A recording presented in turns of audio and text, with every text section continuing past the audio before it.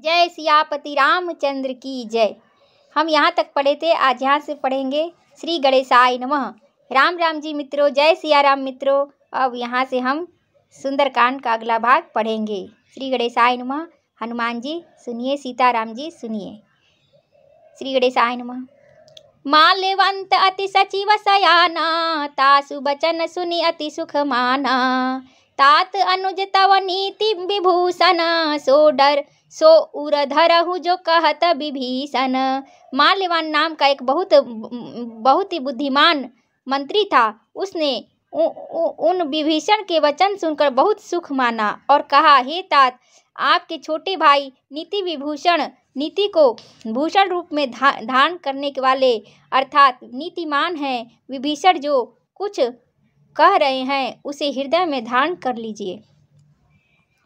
रिपु उत्कर्ष कहत सठ दोऊ, दूरी न करहु इहाँ हई कोऊ।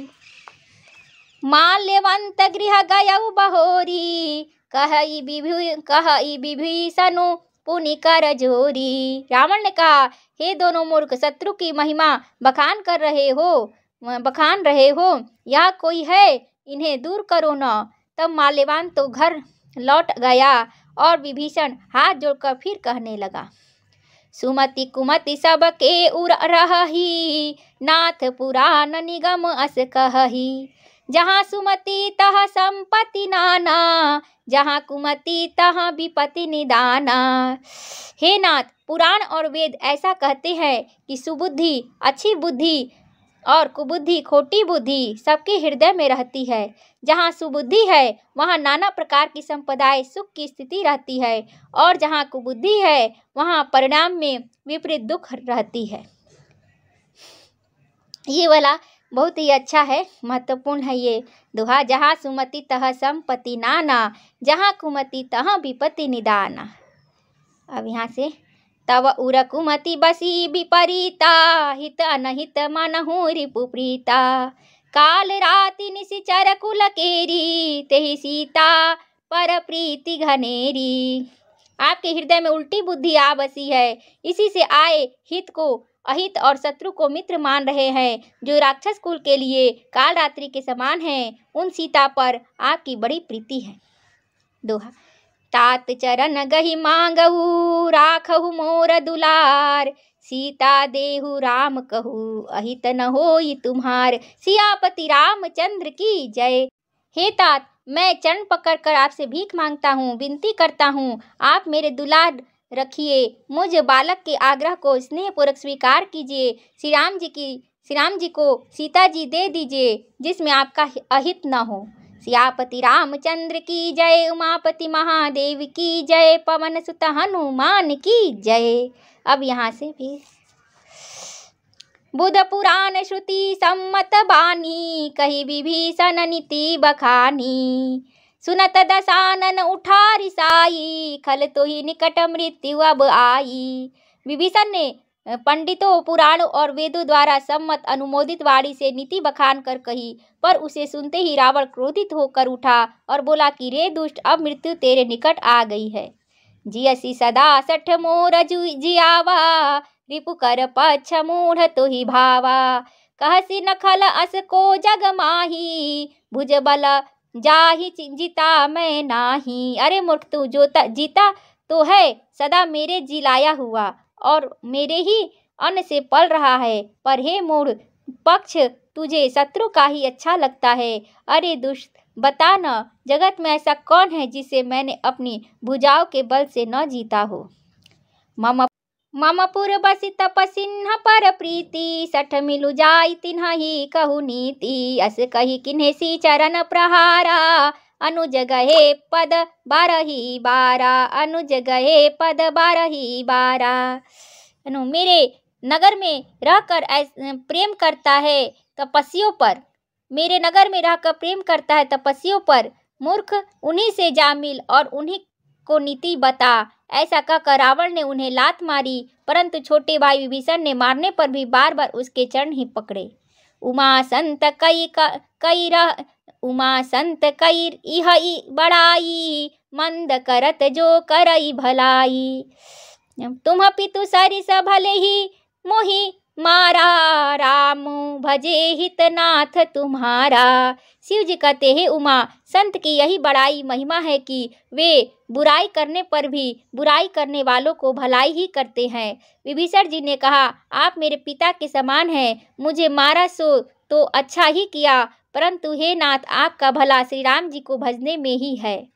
सचिव संग लय नभ पथ गयऊ, सबही सुनाई कहत अस भयऊ। इतना का कवि भीषण अपने मंत्रियों के साथ लेकर आकाश मार्ग में गए और सबको सुनाकर वे ऐसा कहने लगे। इतना का कवि भीषण अपने मंत्रियों को साथ लेकर आकाश मार्ग में गए और सबको सुनाकर वे ऐसा कहने लगे।